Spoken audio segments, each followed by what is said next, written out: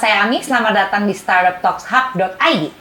Hub.id adalah program startup dari Kementerian Komunikasi dan Informatika Republik Indonesia.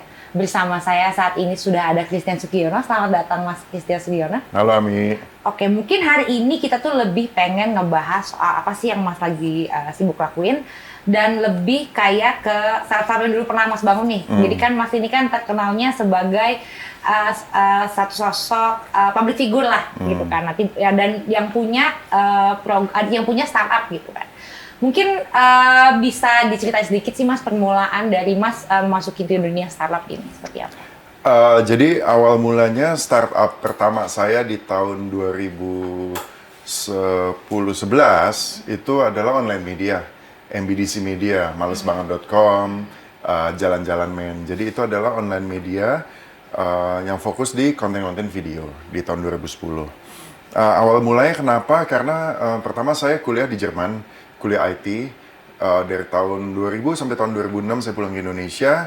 Dan saya emang selalu bersinggungan dengan hal-hal yang sifatnya teknologi gitu ya. Karena ya kuliah saya IT, saya sangat-sangat interest di bidang teknologi. Dan perusahaan pertama saya sebenarnya web design development. Saya sebagai programmer, saya ada teman, partner, dia sebagai web designernya. Dan kemudian sejak saya di Jerman juga, udah kecil-kecilan lah, bikin perusahaan kecil-kecilan, punya klien di Indonesia.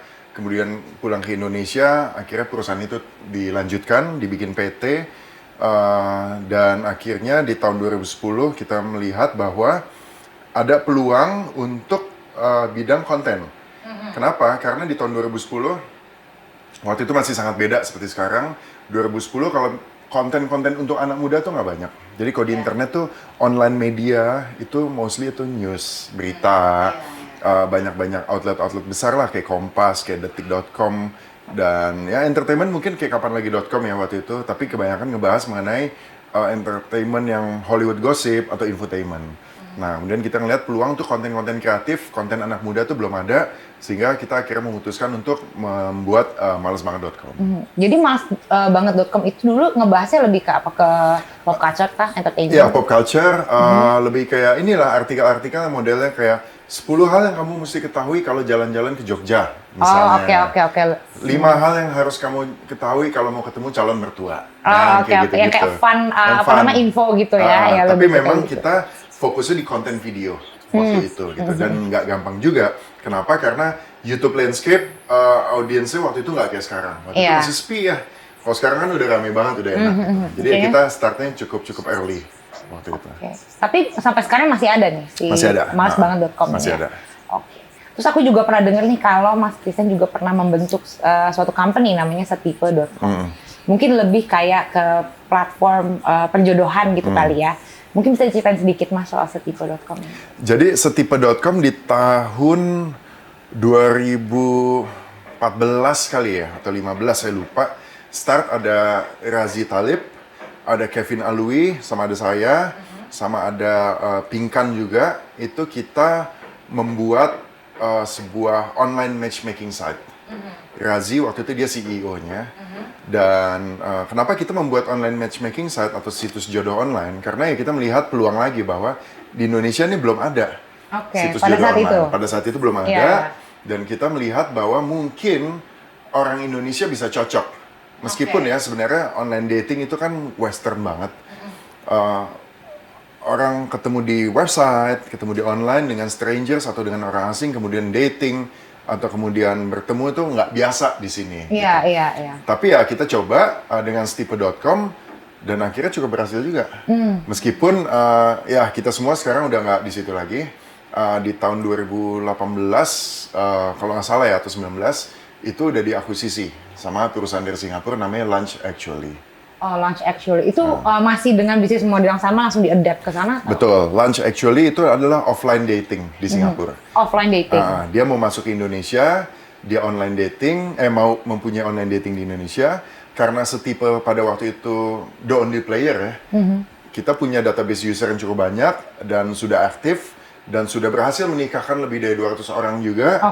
Jadi akhirnya mereka tertarik dengan database dan dengan user-user itu, akhirnya ya bersinergi lah dengan Launch Actually. Kalau dia sistemnya lebih ke offline, jadi dari website mereka offline mereka tuh kayak inilah kalau misalnya orang mau cari jodoh ketemu mak comblang ya bayar gitu ya. Iya, iya, iya. Dia dicariin, di set up segala macem lah kayak begitu. Kayak zaman dulu mungkin. Kalau zaman Iya. dulu kan offline gitu kan. Jadi Iya. kayak pergi ke kantornya dan daftar gitu Iya, kan. betul, kayak gitu, kayak Same gitu. like that. Oke kalau gitu. Mungkin nih produk ketiga nih, yang Cumi ini nih. Namanya Cumi, cuman minjem kan. Iya. Ini dari namanya nih cukup menarik ya gitu. Dari namanya cukup quite familiar gitu. Mungkin bisa diceritain sedikit nih Cumi ini ngapain sih? Apa yang bisa dipinjem sih di platform Cumi? Ya, Cumi itu adalah cumi.id. Itu adalah rental marketplace. Cumi betul singkatannya adalah cuman minjem. Cuman minjem, iya ya. Saya di situ sebagai CEO-nya saat ini dan saya aktif dan istilahnya fokus di Cumi saat ini. Rental marketplace di mana platform kita membuat sebuah platform untuk orang bisa mendapatkan barang untuk disewakan. Tapi sebenarnya ide besarnya adalah gini, sharing ekonomi, di mana fungsi dari sebuah aset itu bisa digunakan bersama-sama. Oke. Contohnya, saya punya lukisan. Saya baru beli lukisan, terus saya pengen pajang di rumah, di tembok gitu ya. Yang saya butuhkan apa? Ya bor. Untuk ngebor temboknya pasang baut dan lukisannya dipajang. Kemudian setelah lukisannya udah dipajang, sebenarnya bor itu saya udah nggak butuh lagi. Yang saya butuhkan bukan mesin bornya, tapi saya cuma butuh lubangnya. Untuk mendapatkan lubang itu, saya harus beli mesin bor berat sekali, di mana mungkin baru tahun depan saya butuh lubang yang lain. Iya. Jadi sebenarnya banyak barang-barang yang fungsinya kita hanya menggunakan sekali dua kali aja, tanpa kita harus perlu menguasai aset itu atau mempunyai. Contoh lainnya mainan anak. Mainan anak, kalau misalnya punya anak ya, kayak gue umur 6 tahun sama 4 tahun, kalau misalnya dibeliin mainan, pasti cuma 2 bulan, 3 bulan kepake, habis itu bosen. Habis itu dia udah makin gede, mainannya udah nggak kepake lagi, ya biasa dikasihin ke orang. Iya. Atau gimana lah. Nah, itu kan mainan lumayan juga harganya kan. Daripada kepake cuma sebentar, mendingan orang nyewa. Oke. Nah, jadi banyak barang-barang yang sifatnya seperti itu. Nah, kita mengumpulkan di dalam sebuah platform, yaitu sebenarnya barang sewa menyewa. Hal simple. Dan itulah cumi.id.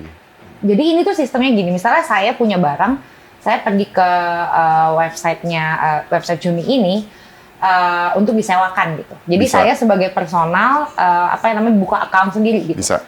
Dan nanti ada yang Ya, langsung ke jadi saya. saat ini kita, bahasa kita tuh merchant ya, atau vendor yang di cumi.id ini, kebanyakan adalah pelaku-pelaku bisnis rental. Jadi orang-orang yang sudah mempunyai bisnis rental, kita masukkan ke dalam platform kita. Oke. Kenapa? Karena pertama mereka udah tahu mekanisme menyewakan barang dia ke orang lain lah. Oke. Bedanya saat ini online. Kemudian ke depannya memang kita punya visi untuk semua orang kayak Ami, kayak mungkin tante saya atau kakaknya teman saya punya barang-barang yang nggak kepake di rumah. Misalnya koper besar gitu, orang keluar negeri setahun sekali lah mungkin. Iya ya. Habis itu selebihnya kopernya cuma di gudang, daripada di gudang berdebu, dia bisa masukin barang itu ke Cumi, dan kemudian mungkin nanti orang sewa, sehingga dia dapat penghasilan tambahan. Oh, oke. Jadi visi besarnya ke arah itu, sharing ekonomi. Sharing ekonomi. Nanti katanya mau ada launchingnya juga ya nanti sekitar. Harusnya sih tahun lalu kita launching, tapi karena pandemi, kita tadi mau launching di Bali, karena pandemi, kemudian pariwisata tutup, Bali tutup segala macam, ya akhirnya sampai detik ini kita belum melakukan green launch. Cuman kita udah soft launch, kita udah pernah melakukan berbagai macam campaign dengan vendor-vendor dan user kita. Oke. Mungkin ini Mas, ada pertanyaan iseng mungkin dari saya gitu kan. Kenapa sih Mas dari seorang public figure gitu, you're big, Mas, you're big gitu, you're a big actor gitu kan. You play in movies and then FTV dan segala macam gitu kan. Why you decide to put yourself in a startup ecosystem? Ini sebenarnya ya banyak orang mempertanyakan itu, tapi sebenarnya aslinya tuh kebalik. Seperti tadi aku cerita, tahun 2006 aku pulang ke Indonesia membuat perusahaan pertama web development studio. Kemudian bikin malesbanget.com dan segala macamnya. Pada saat yang bersamaan, ya aku juga pelan-pelan mulai muncul sebagai aktor, main film, syuting iklan, main sinetron dan lain sebagainya. Orang lebih mengenal aku atau lebih melihat aku, ya aku yang muncul di TV. Oke, yaitu yes. hasil syuting film, syuting iklan segala macam. Tapi sebenarnya pada saat yang sama, the exact same moment, aku juga sedang membangun perusahaan aku. Oke. Tapi ya ini kan nggak ke expose ya, nggak ada yang syutingin lah, nggak ada yang tahu gitu ya. Jadi orang melihatnya bahwa oh ini aktor, kemudian berubah menjadi seorang entrepreneur. Padahal sebenarnya kejadian awalnya aku dari awal emang sudah berkecimpung di dunia ini, meskipun dari awalnya masih kecil-kecilan, kemudian menjadi aktor. Tapi yang orang tahu ya sisi aktornya. Iya, sisi aktornya. Gitu. Nggak mau dibikin konten. Bikin konten apa? Bikin konten gitu keseharian Christian Sugiono gitu mungkin. Belum. Belum ya? Oke deh kalau gitu. Oke deh, mungkin aku mau bertanya ke pertanyaan yang lebih serius sedikit nih. Mungkin gimana sih pandangan Mas tentang pertumbuhan teknologi saat ini gitu, apalagi sekarang masa pandemi kan, seperti yang tadi Mas bilang gitu, ada beberapa hal yang memang tertahan gitu di masa pandemi. Menurut Mas tuh bagaimana sih? Kalau teknologi ya, maksudnya I've been more than almost 20 years ya berkecimpung di itu ya. Aku kuliah tahun 2000, sekarang udah 2021, jadi it's been 21 years. Aku melihat teknologi lah gitu ya. Iya ya. Perkembangannya cepat banget. Jadi bahwa dua tahun atau 3 tahun itu waktu yang sangat cepat, dan apa yang kita lakukan saat ini mungkin bisa-bisa nggak relevan 2 tahun atau 3 tahun kemudian. Yes, That's exactly. technology gitu ya. Makanya perkembangan teknologi selalu kita nggak bisa kita stop gitu, dan kita harus selalu keep up, kita harus catch up dengan segala sesuatu yang baru, apapun itu. Sekarang kita hari ini detik ini kita bicara mengenai teknologi A.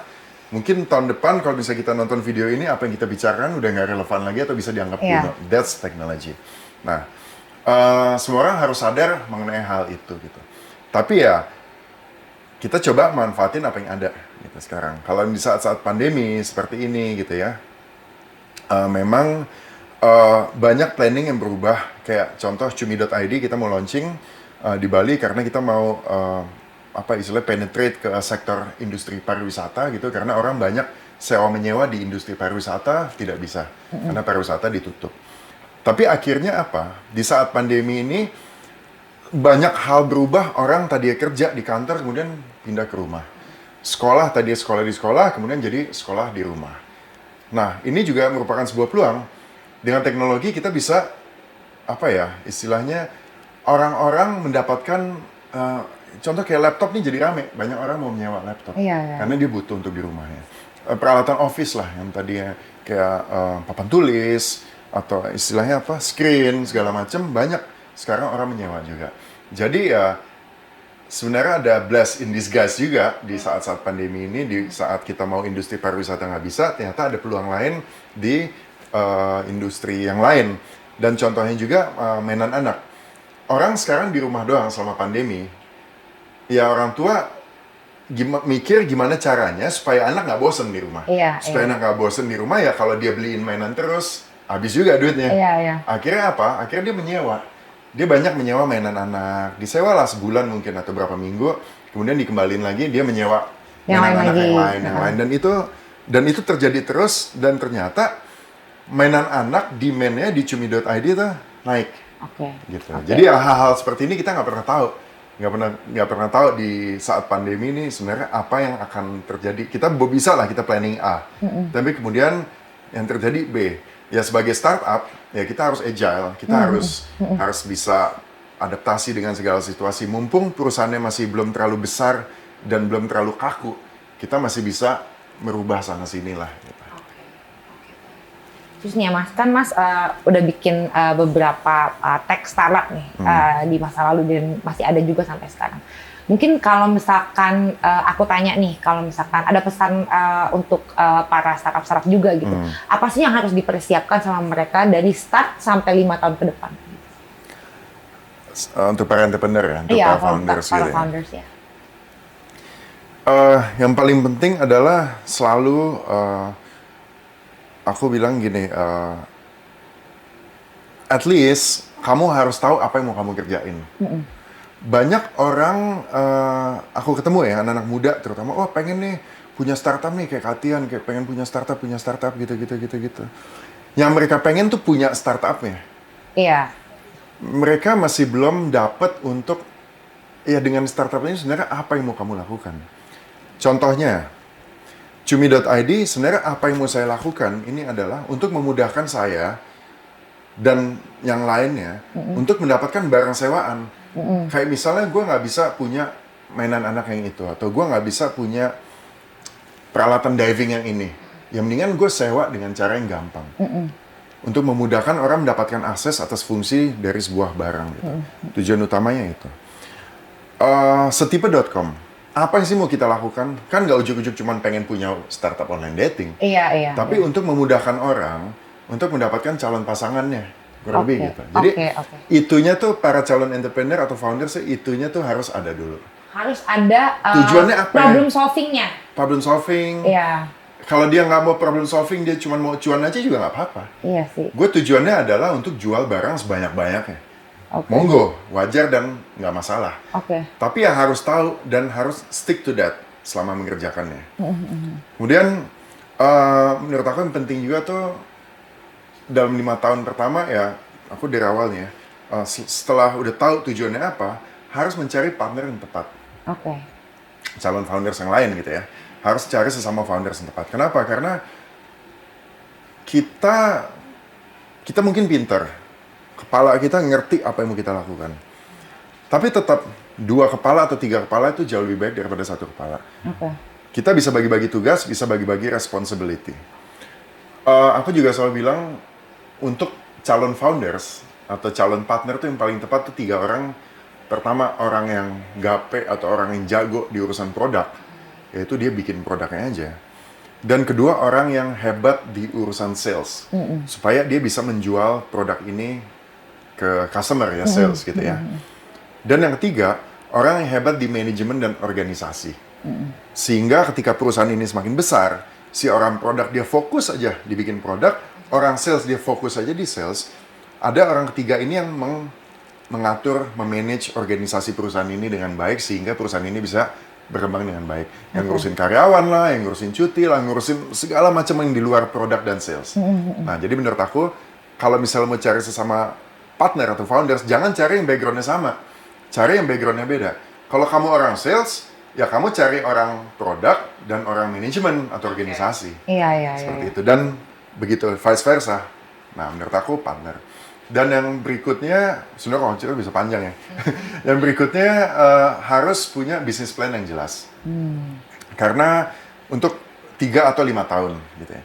Karena ngejalan startup itu nggak bisa kita punya planning cuma setahun aja. Terlalu cepat dan belum ada apa-apa.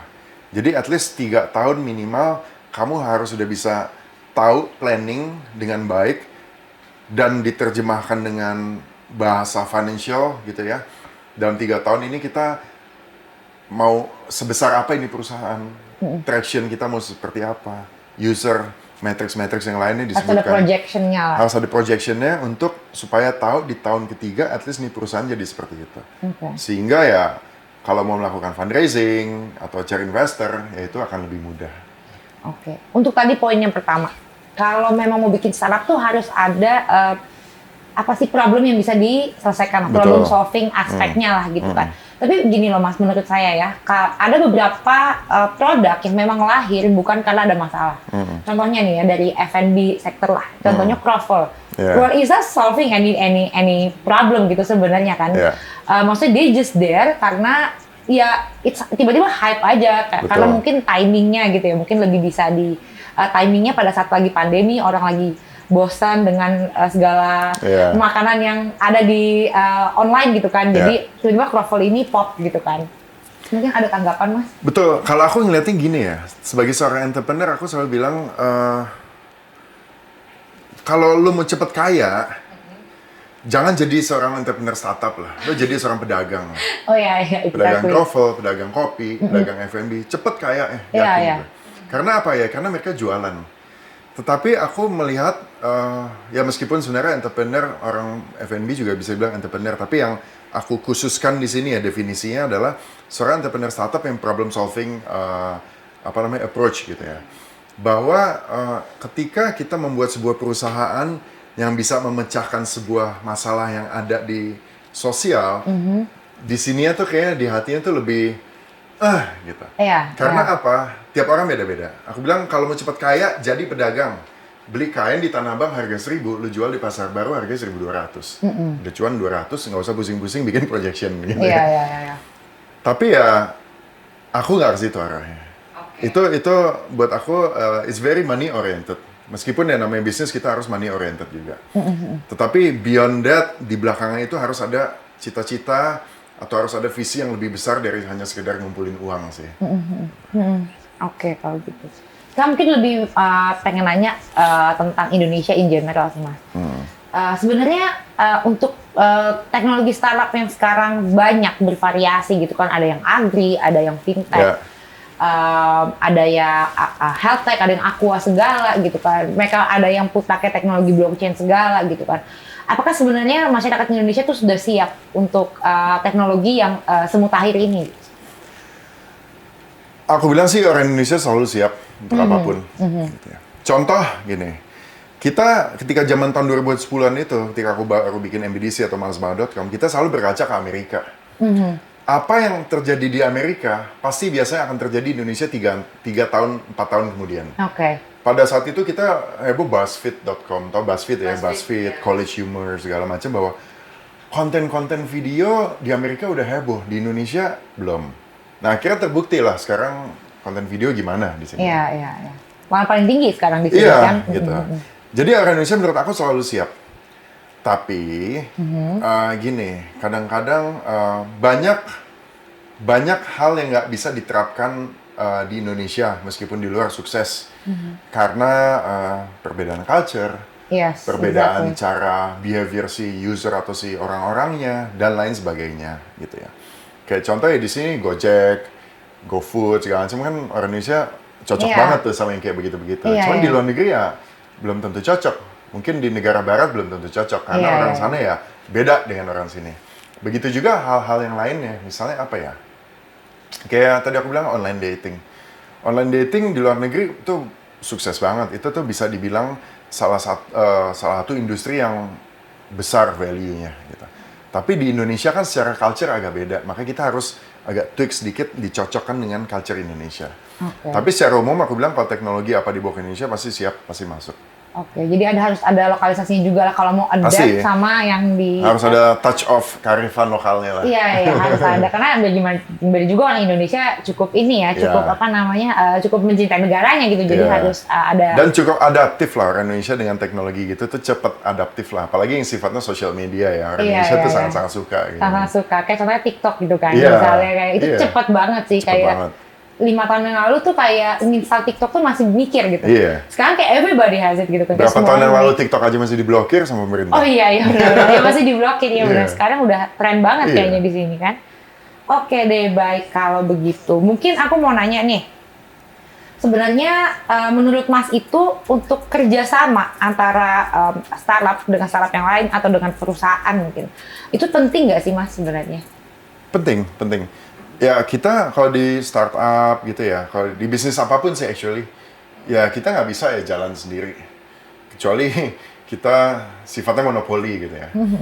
Tapi ya namanya usaha, namanya bisnis, startup atau yang lainnya ya pasti harus ada partnership dengan berbagai pihak.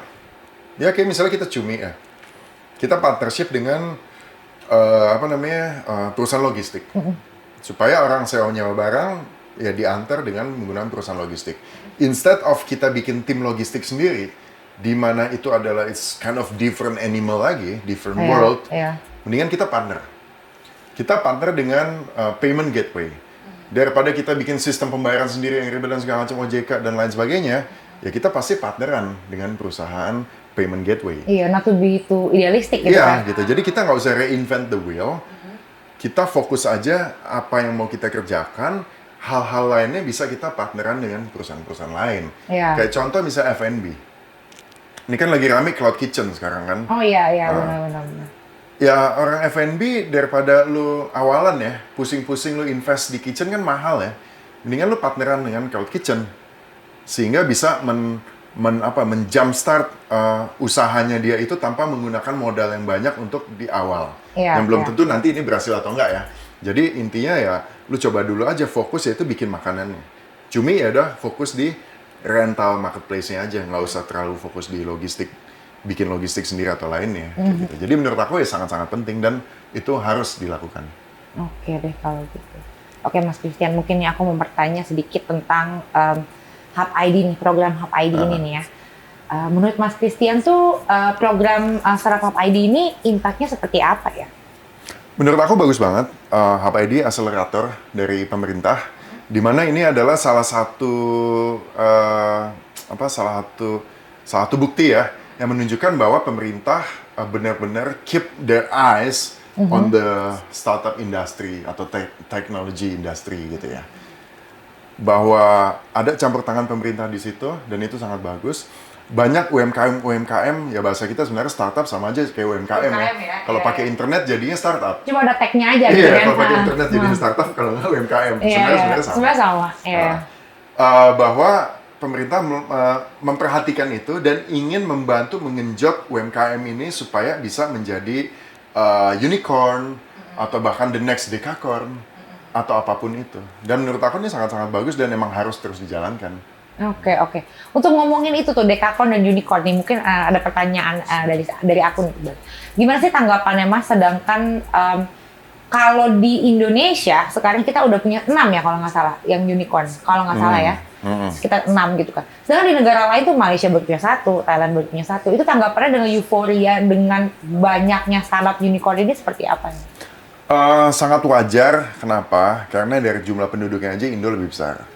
Gitu. Dalam artian potensial customer-nya pasti jauh lebih besar daripada Malaysia dan Singapura. Of course. Gitu ya. Ketika marketnya lebih besar lah ya. Iya, ketika kita bikin perusahaan startup di Indonesia, e-commerce lah. Semua orang demen all shop di sini, online shopping. Ya, base atau captive marketnya aja kita 200 juta penduduk. Yes. Berapa persennya punya internet, berapa persennya nanti apa, ya angkanya aja udah gede. Okay. Jadi menurut aku itu sangat-sangat bagus dan itu adalah salah satu advantage yang kita punya sebagai warga negara Indonesia, yaitu penduduk kita banyak dan melek teknologi, sehingga untuk muncul-muncul perusahaan-perusahaan startup yang akhirnya bisa menjadi sangat besar, itu potensinya tinggi dari jumlah penduduk Indonesia sendiri. Gitu. Jadi ya, that's one of our advantage. Oke, dengan baik. jumlah penduduk itu. Oke, baik. Kalau gitu, kalau misalkan aku mau nanya nih, kira-kira Mas Christian ada nggak sih pesan untuk startup? Sekarang untuk pesan untuk startup dulu nih, nanti mungkin pesan untuk pemerintah gitu, untuk mendukung startup. Kalau sekarang pertanyaan aku lebih ke ada pesan nggak sih untuk startup gitu, kalau mereka mau membangun bisnis? Karena ada beberapa mungkin yang memang seperti yang tadi Mas bilang gitu kan, ada beberapa founder startup yang idealistik gitu, typically idealistik, maunya this is what I want gitu. Mungkin ada pesan-pesan untuk founder-founder gitu yang sedang membangun startup. Pertama ya tadi lu harus tahu dulu apa yang mau lu kerjain. Itu paling penting. Soalnya gue ketemu banyak yang nggak tahu apa yang dia mau kerjain. Yeah, they just wanna make startup gitu kan. Dia cuma pengen bikin startup doang. Because I have money gitu, I wanna make startup gitu kan. Gitu. Tapi apa gitu, harus ada agenda besar, yang idealisme besar, visi besar, beyond only lu ngumpulin duit, angka 0 di tabungan lu tambahin. Nggak cuma itu aja. Jadi harus ada sesuatu yang lain. Dan kedua ya, jangan kaku gitu. Kaku itu dalam artian, gue maunya begini, harusnya begini. Itu bagus. Sebagai leader, orang kalau mempunyai saklek gitu ya, itu tuh bagus. Tapi kadang-kadang di berbagai situasi, kita harus bisa lebih adaptif, lebih fleksibel. Contohnya kasus sekarang pandemi gitu ya. Dimana kalau lu saklek ya lo susah. Tapi kalau lu masih agak lebih cair, lu lebih lembek, lu bisa ngikutin arus segala macam, mungkin ada potensi-potensi yang kita nggak pernah tahu, yang akhirnya terbuka. Karena kefleksibelan lu itu, gitu. Dan yang lainnya apa ya? Coba mulai jangan terlalu melihat success story saja. Iya, benar sih. Iya. Oh, unicorn, dekakorn, segala macam, Bill Gates, Steve Jobs, Elon Musk, segala macam itu boleh buat jadi motivasi. Iya. Tapi kalau aku lebih senang melihat kegagalan. Kenapa perusahaan ini gagal? Kenapa itu nggak berhasil? Karena itu pasti akan lebih banyak ceritanya dibanding orang yang berhasil. Iya. Kalau misalnya orang berhasil dari 10 tahun dia kerja, dia berhasil di tahun terakhir, ya mungkin dia akan bisa cerita, orang akan melihat keberhasilannya ini. Tetapi di 9 tahun terakhir ini, kegagalan ini nggak pernah tahu apa yang terjadi. Justru inilah yang menurut aku yang paling penting. Kenapa dia gagal? Oh ternyata gitu. Ya udah jangan ngikutin dia. Gitu. Jadi ya banyak-banyakin baca buku atau dengar cerita mengenai startup yang tidak berhasil. Iya, Itu iya. akan jadi lebih pembelajaran. Dan berikutnya ya just keep on that, keep the passion on fire selalu, dan juga ya jangan pantang menyerah sih. Ya memang menyerah ya, meskipun gagal ya mungkin bisa Jalanin terus jalan dulu. aja gitu ya. Karena nggak gampang juga. Iya sih, memang melihat banyak dari since I've been in startup ecosystem since quite long kan, yang tadinya kita pikir berhasil gitu, Yeah. ternyata enggak, itu cukup Yeah. banyak ya, Yeah. dalam waktu kayak 5-10 tahun itu bisa langsung kelihatan. Ya sadari aja lah, dari 100 startup yang muncul mungkin hanya 2 atau 3 yang bisa jadi berhasil. Iya, benar sih, benar. Kalau untuk pemerintah, kira-kira ada pesan nggak untuk lebih mendukung startup ekosistem yang ada di Indonesia gitu? Karena kan sebenarnya program banyak kan ya. Betul. Tapi ada beberapa yang mungkin kurang efektif gitu. Mungkin ada pesan untuk Kalau aku sih gini ya, aku lihat saat ini pemerintah udah cukup baik memperhatikan ya UMKM, digital, startup dan lain sebagainya. Mungkin harus lebih di regulasinya dibikin yang mendukung si para UMKM ini supaya bisa jadi berkembang. Dalam hal maybe ya perizinan kali, pajak kali, dan lain sebagainya. Tapi di satu sisi juga harus diperhatiin contoh fintech ya, banyak pinjol-pinjol yang nggak benar tuh ya. Itu kan juga mencoreng industri menurut aku. Iya, benar. Orang jadi lihat gara-gara satu ada pinjaman online yang ngaco, seakan-akan semua fintech, semua pinjol ini jelek. Iya. Gitu. Nah, jadi emang nggak gampang karena ini segala sesuatu yang baru, teknologinya cepat, pemerintahnya juga orang-orangnya itu harus sangat-sangat cepat, harus catch up dan harus ngerti what's going on. Jangan sampai menunggu dulu ada kasus ada apa baru ditanggulangi. Iya. Itu tuh udah keburu telat. Jadi yang aku melihat saat ini kebanyakan seperti itu. Jadi emang harus lebih ya lebih on aja lah, lebih ngebut juga, pace-nya juga kayak para entrepreneur itu kan pace-nya cepat semua. Pemerintah jangan kalah cepet lah dengan startup-startup yang bermunculan gitu. Apalagi misalnya kita ngomong blockchain lah, kripto lah, segala macam kayak begini-gini. Iya. Ya, we'll see gitu. Pemerintah sekarang sudah membuka matanya, sudah melihat, mungkin akan mengatur regulasi dan lain sebagainya. Kalau Mas Christian ada ketertarikan untuk ikutan kripto dan blockchain mungkin? Kalau invest di kripto sih aku sejujurnya biasa aja. Gitu.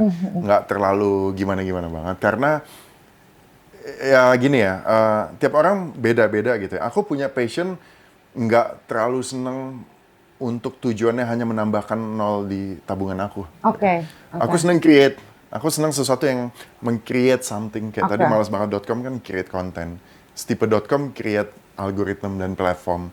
Cumi.com ya create platform gitu. Kalau kripto kan taruh duit dari 1.000 jadi 2.000. 2.000 jadi 3.000. Gitu kayak kurang fun di aku gitu. Jadi ya nggak terlalu sih. Tapi aku sangat-sangat amazed dengan teknologi blockchain di balik kripto dan lain sebagainya ini gitu. Oke, sebentar mau nanya. Jadi berarti Mas Christian ini juga as an angel investor juga. Ada invest juga ke beberapa company. Ada. Mungkin bisa diceritain sedikit Mas kalau nggak keberatan. Diceritain sedikit soal investnya di mana? Di Indonesia aku nggak ada invest, tapi aku ada invest di Korea. Oke. Namanya Althea. Oh, Althea ya. Althea itu ya kosmetik Korea, sabun muka apa segala macam. Karena Althea mau masuk di Indonesia dan kebetulan dari Kylie 500 Startup dia coba ngajakin aku dan lain sebagainya untuk ikutan di situ. Aku pikir why not gitu ya, karena industri kosmetik kan juga tinggi. Ya. Iya, sekarang lagi ini kan hype banget ya 5 tahun ini ya. Iya, di Indonesia juga mereka mau masuk dengan produk-produk Korea dan kayak orang Indonesia suka tuh. Iya. Meskipun itu barang cewek semua, gue juga nggak ngerti sebenarnya barangnya apaan. Cuman kelihatan cukup menarik. Dari situ aku juga bisa belajar banyak bahwa bagaimana entrepreneur Korea mereka bekerja, bagaimana mereka bekerja untuk bisa mengembangkan startupnya sampai ke luar negeri, yaitu ke Indonesia gitu ya. Dari situ aku juga banyak belajar gitu. Jadi seperti itu sih. Tapi Mas Christian ada rencana untuk invest di lokal startup nggak sih sebenarnya? Ada aja, tapi aku sih kebanyakan sekarang bantu sebagai mentor kayak begitu-begitu. Oke. Di local startup, aku bener-bener kalau misalnya I will put my money on it, kalau emang bener-bener idenya tuh brilliant gitu, kayak breakthrough dan sesuai dan align dengan my vision lah. Gitu, disruptif lah. Disruptif, sesuatu yang fun, yang menyenangkan, seru dan belum ada. Gitu. Yes, Aku senangnya kayak gitu. Oh ya, sebenarnya lebih yang kayak something yang emang nggak biasa di market gitu kan ya. Meskipun ya potensi berhasilnya 50-50, tapi at least I try atau we try untuk mencoba itu menjadi berhasil. Kalaupun nggak berhasil ya udah nggak apa-apa. Yang penting ada, pernah coba gitu kan. Gitu. Kalau nggak daripada lu nyesel, nggak pernah nyoba, mendingan nyesel pernah nyoba. Iya sih, benar juga sih. That's really interesting ya Mas ya, actually. Oke deh kalau gitu, waktu kita sepertinya sudah habis nih Mas Christian. Terima kasih banyak sudah mau hadir dalam acara kita hari ini. Terima kasih banyak juga untuk para penonton yang sudah nonton YouTube kita. Jangan lupa subscribe di YouTube kita dan jangan lupa kalau mau tahu lebih banyak soal startup kita yang lain bisa cek di website kita hub.id. Thank you so much for coming today. I'll see you again next time. Bye bye.